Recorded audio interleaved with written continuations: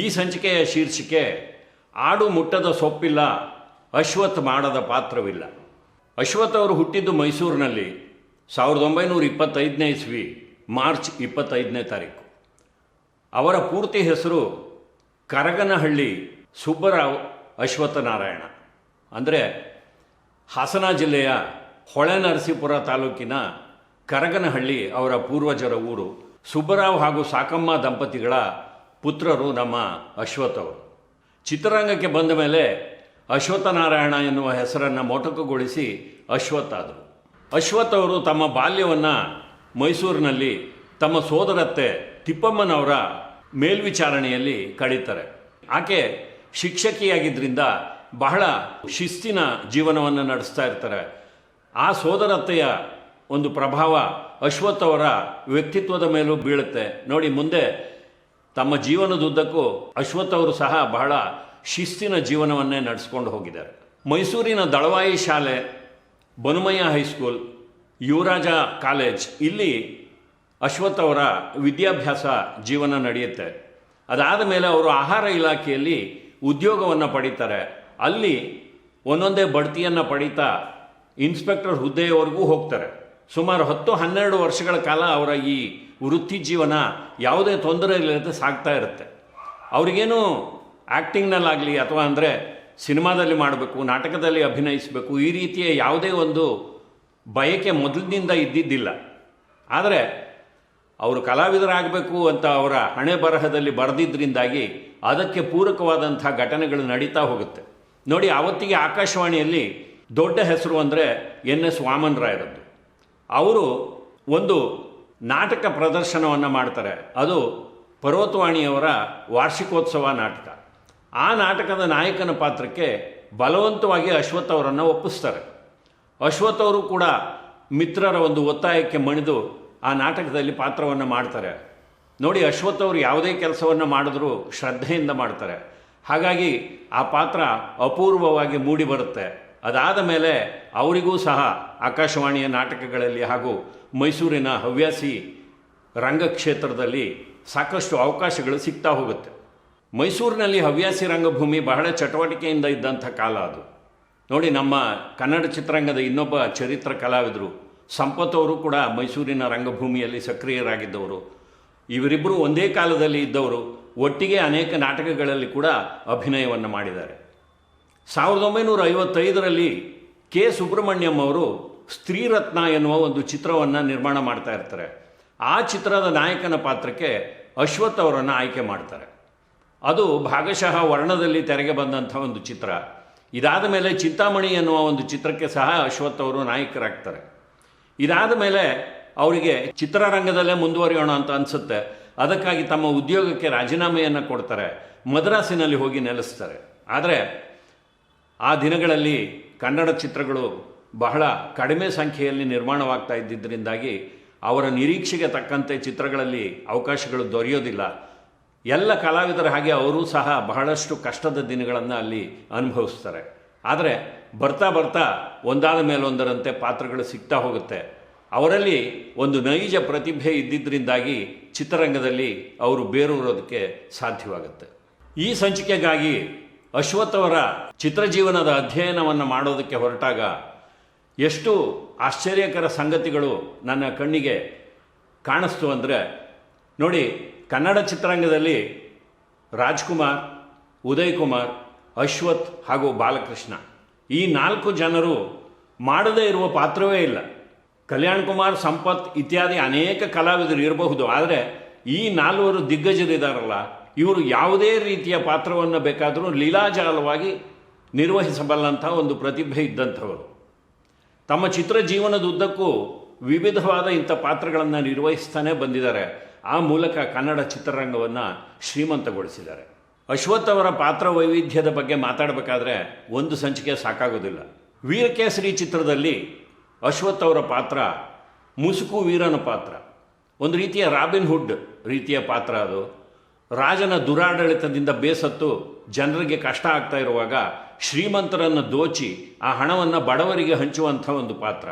ಕೊನೆಗೆ ಅದು ದುರಂತವಾಗಿ ಸಾವಿಗೀಡಾಗುತ್ತೆ. ಅದರ ಸೇಡನ್ನು ತೀರಿಸ್ಕೊಳ್ಳೋದಕ್ಕೆ ರಾಜ್ಕುಮಾರ್ ಅವರು ವೀರಕೇಸರಿ ಆಗ್ತಾರೆ. ಈ ರೀತಿಯ ಪಾತ್ರವನ್ನು ಸಹ ಅಶ್ವಥ್ ಅವರು ಸಮರ್ಥವಾಗಿ ನಿರ್ವಹಿಸಬಲ್ಲವರಾಗಿದ್ದರು. ಸತ್ಯ ಹರಿಶ್ಚಂದ್ರ ಚಿತ್ರದಲ್ಲಿ ಉದಯ್ ಕುಮಾರ್ ಅವರು ವಿಶ್ವಾಮಿತ್ರನಾದರೆ ವಸಿಷ್ಠನಾಗಿ ಅಷ್ಟೇ ಪ್ರಭಾವಶಾಲಿ ಅಭಿನಯವನ್ನು ಬೀರಿದವರು ಅಶ್ವಥ್ ಅವರು. ಇನ್ನು ಬಂಗಾರದ ಪಂಜರ ಚಿತ್ರದ ಜುಂಜಪ್ಪನ ಪಾತ್ರ, ಕಲ್ಪವೃಕ್ಷ ಚಿತ್ರದ ಗಾಂಧಿವಾದಿಯ ಪಾತ್ರ, ದೂರದ ಬೆಟ್ಟ ಚಿತ್ರದಲ್ಲಿ ರಾಜ್ಕುಮಾರ್ ಅವರ ತಂದೆಯ ಪಾತ್ರ, ಈ ಪಾತ್ರಗಳನ್ನೆಲ್ಲ ನಾವು ಮರೆಯೋದಕ್ಕೆ ಸಾಧ್ಯವಿಲ್ಲ. ನೋಡಿ, ಒಂದು ಕಾಲದಲ್ಲಿ ಮಧ್ಯಮ ವರ್ಗದ ಒಬ್ಬ ಜವಾಬ್ದಾರಿಯುತ ತಂದೆ, ಸೋದರ, ಮಾವ, ಈ ರೀತಿಯ ಪಾತ್ರಗಳು ಚಲನಚಿತ್ರಗಳಲ್ಲಿ ಮೂಡಿ ಬಂದಾಗ ಅಲ್ಲಿ ಅಶ್ವಥ್ ಅವರು ಅದಕ್ಕೆ ಜೀವವನ್ನು ತುಂಬುತ್ತಾ ಇದ್ದರು.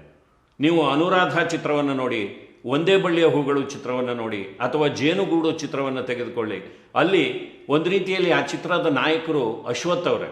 ಸರ್ವಮಂಗಳ, ಉಯ್ಯಾಲೆ ಎರಡೂ ಚಿತ್ರಗಳಲ್ಲಿ ರಾಜ್ಕುಮಾರ್ ಅವರು ನಾಯಕರು, ಕಲ್ಪನಾ ನಾಯಕಿ.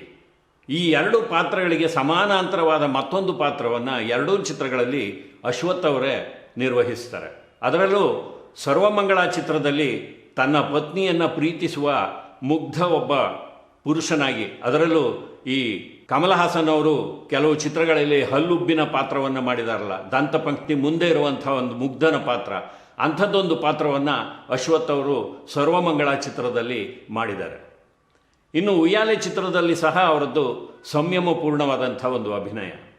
ಅಶ್ವಥ್ ಅವರು ಕನ್ನಡ ಚಿತ್ರರಂಗದಲ್ಲಿ ಸಕ್ರಿಯರಾಗಿದ್ದ ಕಾಲಘಟ್ಟದಲ್ಲಿ ಪೌರಾಣಿಕ ಚಿತ್ರಗಳು ಹೆಚ್ಚಾಗಿ ಬರ್ತಾ ಇತ್ತು. ಆರಂಭದ ದಿನಗಳಲ್ಲಿ ಪೌರಾಣಿಕ ಚಿತ್ರಗಳು ಅಂದರೆ ಅಲ್ಲಿ ನಾರದನ ಪಾತ್ರ ಸರ್ವೇ ಸಾಮಾನ್ಯ. ನೋಡಿ, ಅಶ್ವಥ್ ಅವರು ನಾರದನ ಪಾತ್ರಕ್ಕೆ ಅದೆಷ್ಟು ಚೆನ್ನಾಗಿ ಸೂಟ್ ಆಗ್ತಾ ಇದ್ರು ಅಂದರೆ ಸುಮಾರು 6-7 ಚಿತ್ರಗಳಲ್ಲಿ ಅವರು ನಾರದನ ಪಾತ್ರವನ್ನು ಅಭಿನಯಿಸಿದ್ದಾರೆ.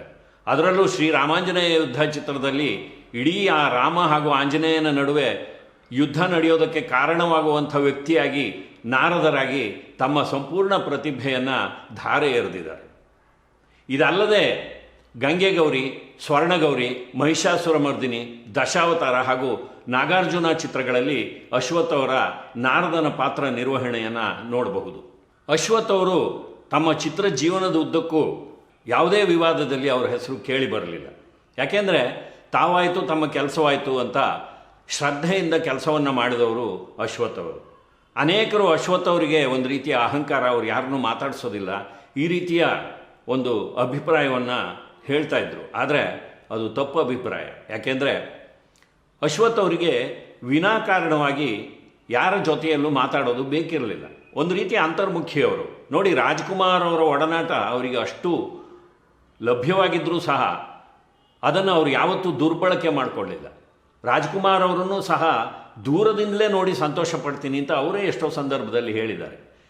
ಇನ್ನೊಬ್ಬ ವ್ಯಕ್ತಿಗೆ ತೊಂದರೆ ಆಗಬಾರ್ದು ಅನ್ನುವ ಕಾರಣಕ್ಕೆ ತಮ್ಮ ಪಾಡಿಗೆ ತಾವು ಕೆಲಸ ಮಾಡ್ತಾ ಇದ್ದವರು ಅಶ್ವಥ್ ಅವರು. ಹಾಗಾಗಿ ಅವರು ಅಭಿನಯದಲ್ಲಿ ತಾದಾತ್ಮ್ಯತೆಯನ್ನು ಸಾಧಿಸೋದು ಸಾಧ್ಯವಾಗಿತ್ತು. ನೋಡಿ, ಅಶ್ವಥ್ ಅವರು ಎಂಥ ಡೌನ್ ಟು ಅರ್ತ್ ಪರ್ಸನ್ ಅಂದರೆ ಅವರು ತಮ್ಮ ಕೆಲಸಕ್ಕೆ ಎಷ್ಟು ಸಂಭಾವನೆಯನ್ನು ಪಡಿಬೇಕೋ ಅಷ್ಟೇ ಪಡಿತಾ ಇದ್ದರು. ಯಾರಾದರೂ ನಿರ್ಮಾಪಕರು ಬಂದು ಇಷ್ಟು ದಿನ ಕಾಲ್ ಶೀಟ್ ಕೊಡಿ ಸರ್, ನಿಮ್ಗೆ ಇಷ್ಟು ಹಣ ಕೊಡ್ತೀವಿ ಅಂತಂದರೆ ಆ ಹಣ ಏನಾದರೂ ಹೆಚ್ಚು ಅಂತ ಅವ್ರಿಗೆ ಅನಿಸಿದ್ರೆ ಅದನ್ನು ನೇರವಾಗಿ ಹೇಳಿಬಿಡ್ತಾಯಿದ್ರು. ಇಲ್ಲ ಸರ್, ನಾನು ಅಷ್ಟೊಂದು ಹಣ ತೆಗೆದುಕೊಳ್ಳೋದಿಲ್ಲ, ನನ್ನ ಲಿಮಿಟ್ ಇಷ್ಟೇ, ನಾನು ಇಷ್ಟೇ ತೆಗೆದುಕೊಳ್ಳೋದು ಅಂತ ಹೇಳ್ತಾಯಿದ್ರು. ಅಂದರೆ ತಮ್ಮನ್ನು ತಾವೇ ಒಂದು ರೀತಿಯಲ್ಲಿ ಅಳತೆ ಮಾಡಿಕೊಳ್ಳುವಂಥ ವ್ಯಕ್ತಿತ್ವ ಅಶ್ವಥ್ ಅವರದ್ದು. ಅಶ್ವಥ್ ಅವರ ಕೆಲವು ವಿಶಿಷ್ಟ ಚಿತ್ರಗಳ ಬಗ್ಗೆ ಹೇಳಬೇಕು ಅಂದರೆ, ಪುಟ್ಟಣ್ಣನವರ ಕ್ಯಾಂಪಿನಲ್ಲಿ ಅವರು ಅನೇಕ ಚಿತ್ರಗಳನ್ನು ಮಾಡಿದ್ದಾರೆ. ಆ ವಿಚಾರವನ್ನು ಆಮೇಲೆ ಹೇಳ್ತೀನಿ. ಅಲ್ಲಿ ಶುಭಮಂಗಳ ಚಿತ್ರದಲ್ಲಿ ಒಬ್ಬ ವೈದ್ಯರ ಪಾತ್ರವನ್ನು ನಿರ್ವಹಿಸಿದ್ದಾರೆ. ನೋಡಿ, ರೋಗಿಯ ರೋಗವನ್ನು ನಿವಾರಣೆ ಮಾಡೋದಕ್ಕೆ ವೈದ್ಯ ಬರೋದು, ಆದರೆ ಬರುವಾಗಲೇ ಆ ವೈದ್ಯ ಕೆಮ್ಮಿಕೊಂಡು ಬರ್ತಾನೆ. ಅಂದರೆ ವೈದ್ಯರಿಗೆ ಕಾಯಿಲೆ ಬಂದರೆ ಯಾರು ನೋಡಬೇಕು? ಅದೊಂದು ಒಂದೇ ದೃಶ್ಯದಲ್ಲಿ ಬಂದು ಹೋಗುವ ಪಾತ್ರವಾದರೂ ಕೂಡ ಇವತ್ತಿಗೂ ನಮ್ಮ ಮನಸ್ಸಿನಲ್ಲಿ ಅಚ್ಚಳಿಯದೆ ಉಳಿಯುವ ಹಾಗೆ ಅದನ್ನು ಅಶ್ವಥ್ ಅವರು ನಿರ್ವಹಣೆ ಮಾಡಿದ್ದಾರೆ. ಇದೇ ರೀತಿಯಾಗಿ ರಾಜೇಶ್ ಹಾಗೂ ಕಲ್ಪನಾ ನಾಯಕ ನಾಯಕಿಯರಾಗಿದ್ದ ನಮ್ಮ ಮನೆ ಚಿತ್ರದಲ್ಲಿ ಅಶ್ವಥ್ ಅವರು ದ್ವಿಪಾತ್ರದಲ್ಲಿ ಕಾಣಿಸ್ಕೊಂಡಿದ್ದಾರೆ, ತಂದೆ ಹಾಗೂ ಮಗನ ಪಾತ್ರದಲ್ಲಿ. ಕನ್ನಡದ ಮೊದಲ ಬಾಂಡ್ ಚಿತ್ರ ಜೇಡ್ರ ಬಲೆ, ಅಲ್ಲಿ ಅವರದ್ದು ಒಂದು ಮಹತ್ವದ ಪಾತ್ರ. ಕೆಲವು ಬಾರಿ ಅವರು ಅಲ್ಲಿ ಖಳನಾಯಕನಾಗಿ ಕೂಡ ಅಭಿನಯಿಸಬೇಕಾಗಿ ಬರ್ತಾಯಿತ್ತು. ಯಾಕೆಂದರೆ ಖಳನಾಯಕ MP ಶಂಕರ್ ಅವರು ಇವರ ಮುಖವಾಡವನ್ನು ಧರಿಸಿ ಅಲ್ಲಿ ಕೆಲವು ದೃಶ್ಯಗಳಲ್ಲಿ ಕಾಣಿಸ್ಕೊಳ್ತಾ ಇರ್ತಾರೆ. ಸೀತಾ ಚಿತ್ರದಲ್ಲಿ ಸಹ ಅಶ್ವಥ್ ಅವರದ್ದು ಒಂದು ರೀತಿಯ ಖಳನಾಯಕನ ಛಾಯೆ ಇರುವಂಥ ಒಂದು ಪಾತ್ರ. ಬಿಡುಗಡೆ ಚಿತ್ರದಲ್ಲಿ ಗಲ್ಲು ಶಿಕ್ಷೆಗೆ ಒಳಗಾದ ಒಬ್ಬ ನಿರಪರಾಧಿ ವೃದ್ಧನ ಪಾತ್ರದಲ್ಲಿ ಅಶ್ವಥ್ ಅವರದ್ದು ಅವಿಸ್ಮರಣೀಯವಾದ ಒಂದು ಅಭಿನಯ ನೋಡಿ. ಗಲ್ಲಿಗೆ ಏರಿಸೋದಕ್ಕೆ ಆತನನ್ನು ಕರ್ಕೊಂಡು ಹೋಗುವಾಗ ಅವರ ಆಂಗಿಕ ಅಭಿನಯವಂತೂ ಇವತ್ತಿಗೂ ಮರೆಯೋದಕ್ಕೆ ಸಾಧ್ಯವಿಲ್ಲ. ಸೆಂಟ್ರಲ್ ಜೈಲಿನಲ್ಲಿ ಅವ್ರನ್ನ ಎಳ್ಕೊಂಡು ಹೋಗ್ತಾ ಇರ್ತಾರೆ. ಗಲ್ಲಿಗೆ ಏರಬೇಕಾದಂಥ ಒಬ್ಬ ವ್ಯಕ್ತಿ, ಆತ ಅಪರಾಧಿಯಾಗಿದ್ದರೂ ಕೂಡ ಅಲ್ಲಿಗೆ ಹೋಗುವಾಗ ಹಿಂಜರಿತಾನೆ. ಅಂಥದ್ರಲ್ಲಿ ತಾನು ನಿರಪರಾಧಿಯಾಗಿದ್ದು ಗಲ್ಲಿಗೆ ಏರಬೇಕಲ್ಲ ಅನ್ನುವಂಥ ಒಂದು ವೇದನೆ ಅವರ ಆ ಆಂಗಿಕ ಅಭಿನಯದಲ್ಲಿ ನಮಗೆ ಕಾಣಿಸುತ್ತೆ. ಅಶ್ವಥ್ ಅವರು ತಮ್ಮ ಚಿತ್ರ ಜೀವನದಲ್ಲಿ 300ಕ್ಕೂ ಹೆಚ್ಚು ಚಿತ್ರಗಳಲ್ಲಿ ಅಭಿನಯಿಸಿದ್ದಾರೆ. ಅದರಲ್ಲಿ ರಾಜ್ಕುಮಾರ್ ಅವರ ಜೊತೆಯಲ್ಲಿಯೇ 90ಕ್ಕೂ ಹೆಚ್ಚು ಚಿತ್ರಗಳಲ್ಲಿ ಪಾಲ್ಗೊಂಡಿದ್ದಾರೆ. ಇನ್ನು ನಾವು ಹಿಂದೆ ಒಂದು ಸಂಚಿಕೆಯಲ್ಲಿ ಅಶ್ವಥ್ ಅವರು ಬೇರೆ ಯಾವುದೇ ಭಾಷೆಯಲ್ಲಿ ಅಭಿನಯಿಸಿಲ್ಲ ಅಂತ ಹೇಳಿದ್ವು. ಆ ನಮ್ಮ ಮಾಹಿತಿ ತಪ್ಪಾಗಿದೆ. ಯಾಕೆಂದರೆ ಭಲೆ ರಾಣಿ ತೆಲುಗು ಚಿತ್ರದಲ್ಲಿ ಅಶ್ವಥ್ ಅವರು ಅಭಿನಯಿಸಿದ್ದಿದೆ. ಅದಲ್ಲದೆ ಒಂದು ಹಾಲಿವುಡ್ ಚಿತ್ರದಲ್ಲಿ ಕೂಡ ಕೆಲವು ನಿಮಿಷಗಳ ಒಂದು ಪಾತ್ರದಲ್ಲಿ ಅಭಿನಯಿಸಿದ್ದಾರೆ. ಅದು 7 ವಂಡರ್ಸ್ ಆಫ್ ದಿ ವರ್ಲ್ಡ್ ಅಂತ ಒಂದು ಚಿತ್ರ ಬಂದಿತ್ತು. ಅದೊಂದು ಸಿನೆರಮಾ ಚಿತ್ರ. ಅಂದರೆ 3 ಕ್ಯಾಮರಾಗಳಲ್ಲಿ ದೃಶ್ಯಗಳನ್ನು ಸೆರೆ ಹಿಡಿದು 3 ಪ್ರೊಜೆಕ್ಟರ್ ಮೂಲಕ ಒಂದೇ ದೃಶ್ಯ ಕಾಣುವ ಹಾಗೆ ಮಾಡೋದು. ಅಂಥ ಚಿತ್ರಗಳನ್ನು ಪ್ರದರ್ಶನ ಮಾಡುವ ಸಲುವಾಗಿಯೇ ಬೆಂಗಳೂರಿನಲ್ಲಿ ಕಪಾಲಿ ಚಿತ್ರಮಂದಿರ ನಿರ್ಮಾಣ ಆಗಿತ್ತು. ಅಲ್ಲಿ ಮೊದಲನೇ ಚಿತ್ರ ದಿಸ್ ಈಸ್ ಸಿನೆರಮಾ ಪ್ರದರ್ಶನಗೊಂಡಿತ್ತು. ಅದು ಸಿಲ್ವರ್ ಜೂಬಿಲಿ ಆಚರಣೆ ಮಾಡಿದ ನಂತರ 2ನೇ ಚಿತ್ರ ಅಲ್ಲಿಗೆ ಬರುತ್ತೆ. ಅದು 7 ವಂಡರ್ಸ್ ಆಫ್ ದಿ ವರ್ಲ್ಡ್. ಆ ಚಿತ್ರದಲ್ಲಿ ಕೆಲವು ನಿಮಿಷಗಳ ಪಾತ್ರದಲ್ಲಿ ಅಶ್ವಥ್ ಅವರು ಕಾಣಿಸ್ಕೊಂಡಿದ್ದಾರೆ. 1993-94ರಲ್ಲಿ ಕರ್ನಾಟಕ ಸರ್ಕಾರ ಡಾಕ್ಟರ್ ರಾಜ್ಕುಮಾರ್ ಅವರ ಹೆಸರಿನಲ್ಲಿ ಒಂದು ಪ್ರಶಸ್ತಿಯನ್ನು ಸ್ಥಾಪನೆ ಮಾಡುತ್ತೆ. ಆ ಪ್ರಶಸ್ತಿ ಮೊದಲ ಬಾರಿಗೆ ದಕ್ಕಿದ್ದು ನಮ್ಮ ಅಶ್ವಥ್ ಅವರಿಗೆ. 2008ರಲ್ಲಿ ತುಮಕೂರು ವಿಶ್ವವಿದ್ಯಾಲಯ ಅವರಿಗೆ ಗೌರವ ಡಾಕ್ಟರೇಟ್ ಕೂಡ ಪ್ರದಾನ ಮಾಡಿದೆ. 1995ರಲ್ಲಿ ಅಶ್ವಥ್ ಅವರಿಗೆ ಕನ್ನಡ ಚಿತ್ರರಂಗ ಅಧೋಗತಿಗೆ ಇಳಿತಾ ಇದ್ದಿದ್ದು, ಹಿಂಸೆ ಹಾಗೂ ಅಶ್ಲೀಲತೆ ಚಿತ್ರಗಳಲ್ಲಿ ಹೆಚ್ಚಾಗಿ ಕಾಣಿಸ್ತಾ ಇದ್ದಿದ್ದು, ಜೊತೆಗೆ ಹಿರಿಯ ಕಲಾವಿದರಿಗೆ ಅವತ್ತಿನ ಆ ಕಾಲಘಟ್ಟದ ಕೆಲವು ನಿರ್ದೇಶಕರು ಸರಿಯಾದ ಗೌರವವನ್ನು ತೋರಿಸದೇ ಇದ್ದಿದ್ದು, ಇದೆಲ್ಲದರಿಂದ ಮನನೊಂದು ಅವರು ಚಿತ್ರರಂಗದಿಂದ ಅನಧಿಕೃತವಾಗಿ ಒಂದು ರೀತಿಯಲ್ಲಿ ನಿವೃತ್ತಿಯನ್ನು ಹೊಂದುತ್ತಾರೆ. ಎಷ್ಟೇ ಜನ ಹೋಗಿ ಕೇಳಿದ್ರು ಅವರು ಚಿತ್ರಗಳಲ್ಲಿ ಪಾತ್ರ ನಿರ್ವಹಣೆ ಮಾಡೋದಿಲ್ಲ. ಆದರೆ ಇಸವಿ 2000ರಲ್ಲಿ ಡಾಕ್ಟರ್ ರಾಜ್ಕುಮಾರ್ ಅವರು ಶಬ್ದವೇದಿ ಚಿತ್ರಕ್ಕಾಗಿ ಅಶ್ವಥ್ ಅವರನ್ನು ಒಲಿಸಿ ಕರ್ಕೊಂಡು ಬರ್ತಾರೆ, ಮತ್ತೆ ಬಣ್ಣ ಹಚ್ಚಿಸ್ತಾರೆ. ಆ ಚಿತ್ರದಲ್ಲಿ ಅವರು ಖಳನಾಯಕರಾಗಿ ಕಾಣಿಸ್ಕೊಂಡಿದ್ದಾರೆ. ಅಶ್ವಥ್ ಅವರ ಚಿತ್ರ ಜೀವನದ ಕಥೆಯನ್ನು ಹೇಳುವಾಗ ಪುಟ್ಟಣ್ಣನವರ ಚಿತ್ರಗಳನ್ನು ವಿಶೇಷವಾಗಿ ನಾವು ಉಲ್ಲೇಖ ಮಾಡಲೇಬೇಕಾಗತ್ತೆ. ಯಾಕೆಂದರೆ ಪುಟ್ಟಣ್ಣನವರ ಚಿತ್ರಗಳಲ್ಲಿ ನಾಯಕ ನಾಯಕಿಯರಷ್ಟೇ ಪ್ರಭಾವಶಾಲಿಯಾದ ಪಾತ್ರವನ್ನು ನಿರ್ವಹಿಸಿ ಆ ಚಿತ್ರವನ್ನು ಗೆಲ್ಲಿಸ್ತಾ ಇದ್ದವರು ಅಶ್ವಥ್ ಅವರು. ನೀವು ಶರಪಂಜರ ಚಿತ್ರದ ನಾಯಕಿಯ ತಂದೆಯಾಗಲಿ, ಬೆಳ್ಳಿಮೋಡ ಚಿತ್ರದಲ್ಲಿ ಅದೇ ನಾಯಕಿಯ ತಂದೆಯ ಪಾತ್ರದಲ್ಲಿ, ಗೆಜ್ಜೆ ಪೂಜೆ ಚಿತ್ರದಲ್ಲಿ ಸಹ ಅವರು ನಾಯಕನ ತಂದೆಯ ಪಾತ್ರವೇ. ಇನ್ನು ನಾಗರಹಾವು ಚಿತ್ರದಲ್ಲಿ ನಾಯಕನ ತಂದೆಗಿಂತಲೂ ಹೆಚ್ಚಾದ ಚಾಮಯ್ಯ ಮೇಷ್ಟ್ರ ಪಾತ್ರ. ಈ ಪಾತ್ರ ನಿರ್ವಹಣೆಯನ್ನು ಕನ್ನಡಿಗರು ಯಾವತ್ತಿಗೂ ಮರೆಯೋಲ್ಲ. ಅಶ್ವಥ್ ಹಾಗೂ ಪಂಡ್ರಿಬಾಯಿ ಅವರ ಜೋಡಿ ಕನ್ನಡ ಚಿತ್ರರಂಗದಲ್ಲಿ ಅದೆಷ್ಟು ಜನಜನಿತವಾಗಿತ್ತು ಅಂದರೆ ಅವರಿಬ್ಬರು ನಿಜ ಜೀವನದಲ್ಲಿ ಸಹ ಪತಿ ಪತ್ನಿಯರೇನೋ ಅಂತ ಎಷ್ಟೋ ಜನ ಭಾವಿಸಿದ್ದುಂಟು. ನೀವು ಬೆಳ್ಳಿಮೋಡ ಚಿತ್ರವನ್ನು ಇವತ್ತಿಗೂ ನೋಡಿ, ಆ ಚಿತ್ರದಲ್ಲಿ ಅವರಿಬ್ಬರು ಕಲಾವಿದರು ಅಭಿನಯಿಸಿದ್ದಾರೆ ಅಂತ ನಮಗೆ ಅನಿಸೋದೇ ಇಲ್ಲ. ಯಾವುದೋ ಒಂದು ಮಧ್ಯಮ ವಯಸ್ಸಿನ ದಂಪತಿಗಳು ಅಲ್ಲಿ ನಮಗೆ ಕಾಣಿಸ್ಕೊಂಡಿದ್ದಾರೆ ಅಂತ ಅನಿಸುತ್ತೆ. ಅಶ್ವಥ್ ಅವರ ಬಗ್ಗೆ ಹೇಳ್ತಾ ಹೋದರೆ ನಾನು ಆಗಲೇ ಹೇಳಿದ ಹಾಗೆ ಒಂದು ಸಂಚಿಕೆಯಲ್ಲಿ ಮುಗಿಯುವಂಥದ್ದಲ್ಲ. ನಮಗೆ ತಕ್ಷಣಕ್ಕೆ ನೆನಪಾದಂಥ ಅವರ ವಿಶಿಷ್ಟ ಪಾತ್ರಗಳನ್ನು ಈ ಸಂಚಿಕೆಯಲ್ಲಿ ನಿಮ್ಮ ಮುಂದೆ ಇಟ್ಟಿದ್ದೀವಿ. ಆದರೆ ಒಂದಂತೂ ನಿಜ, ಕನ್ನಡ ಚಿತ್ರರಂಗದಲ್ಲಿ ಎಷ್ಟೇ ಗುಂಪುಗಾರಿಕೆ ಇದ್ದರೂ ಸಹ ಅಶ್ವಥ್ ಥರದ ಕಲಾವಿದರು ಯಾವುದೇ ಗುಂಪಿನ ಪ್ರಭಾವಕ್ಕೂ ಒಳಗಾಗದೆ ಎಲ್ಲ ಕಡೆಯಲ್ಲೂ ಸಲ್ಲುವವರಾಗಿದ್ದರು. ಅವರು ರಾಜ್ಕುಮಾರ್ ಕ್ಯಾಂಪಿನಲ್ಲೂ ಸಿನಿಮಾಗಳಲ್ಲಿ ಕಾಣಿಸ್ಕೊಳ್ತಾ ಇದ್ದರು, ವಿಷ್ಣುವರ್ಧನ್ ಅವರ ಕ್ಯಾಂಪಿನಲ್ಲೂ ಇದ್ದರು, ಪುಟ್ಟಣ್ಣನವರ ಗರಡಿಯಲ್ಲೂ ಇದ್ದರು, ಸಿದ್ಧಲಿಂಗಯ್ಯನವರ ಗರಡಿಯಲ್ಲೂ ಕಾಣಿಸ್ಕೊಳ್ತಾ ಇದ್ದರು. ರಾಜ್ಕುಮಾರ್ ಅವರೊಂದಿಗೆ ಅಶ್ವಥ್ ಅವರ ಸಂಬಂಧ ಅದೆಷ್ಟು ನಿಕಟವಾದದ್ದು ಅಂತ ನಾವು ಹಿಂದೆ ಅನೇಕ ಸಂಚಿಕೆಗಳಲ್ಲಿ ಹೇಳಿದ್ದೀವಿ.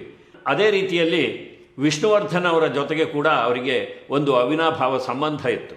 ಅದು ಬಹುಶಃ ವಿಷ್ಣುವರ್ಧನ್ ಅವರು ನಾಯಕರಾಗಿ ಕಾಣಿಸಿಕೊಂಡ ಮೊದಲನೇ ಚಿತ್ರ ನಾಗರಹಾವು ಚಿತ್ರದ ಸಂದರ್ಭದಲ್ಲಿ ಅವರಿಬ್ಬರ ಮಧ್ಯೆ ಉಂಟಾದಂಥ ಬಾಂಧವ್ಯ ಇರಬಹುದು. ಅಲ್ಲಿ ಕೂಡ ಎಷ್ಟೋ ಸನ್ನಿವೇಶಗಳಲ್ಲಿ ಅವರು ನಮಗಂತೂ ಮಕ್ಕಳಿಲ್ಲ, ನೀನೇ ನನ್ನ ಮಗ ಇದ್ದಾಗಿದೆಯಾ ಅಂತ ಹೇಳುವಂಥ ಈ ಹೃದಯ ಸ್ಪರ್ಶಿ ಸನ್ನಿವೇಶಗಳು ಆ ಚಿತ್ರದಲ್ಲಿವೆ. ನೋಡಿ, ಕೊನೆಗೆ 2009 ಇಸ್ವಿ ಡಿಸೆಂಬರ್ 30ನೇ ತಾರೀಕು ವಿಷ್ಣುವರ್ಧನ್ ಅವರು ಇಹಲೋಕ ವ್ಯಾಪಾರವನ್ನು ಮುಗಿಸಿ ಹೋಗ್ತಾರೆ. ಅದಾದ ಕೇವಲ 19 ದಿನಗಳಿಗೆ, ಅಂದರೆ ಜನವರಿ 18ನೇ ತಾರೀಕು ತಮ್ಮ ಶಿಷ್ಯ ರಾಮಾಚಾರಿಯನ್ನು ಸೇರೋದಕ್ಕೆ ಚಾಮಯ್ಯ ಮೇಷ್ಟ್ರು ಸಹ ಇಹಲೋಕ ವ್ಯಾಪಾರವನ್ನು ಮುಗಿಸಿ ಹೊರಡ್ತಾರೆ. ಅಶ್ವಥ್ ಅವರ ಚಿತ್ರಜೀವನದ ಮತ್ತಷ್ಟು ವಿವರಗಳನ್ನು ನಾನು ಆಗಲೇ ಹೇಳಿದ ಹಾಗೆ ಇನ್ನಷ್ಟು ಸಂಚಿಕೆಗಳಲ್ಲಿ ನಿಮ್ಮ ಮುಂದೆ ತರ್ತೀನಿ. ಮತ್ತೆ ಭೇಟಿಯಾಗೋಣ. ನಮಸ್ಕಾರ.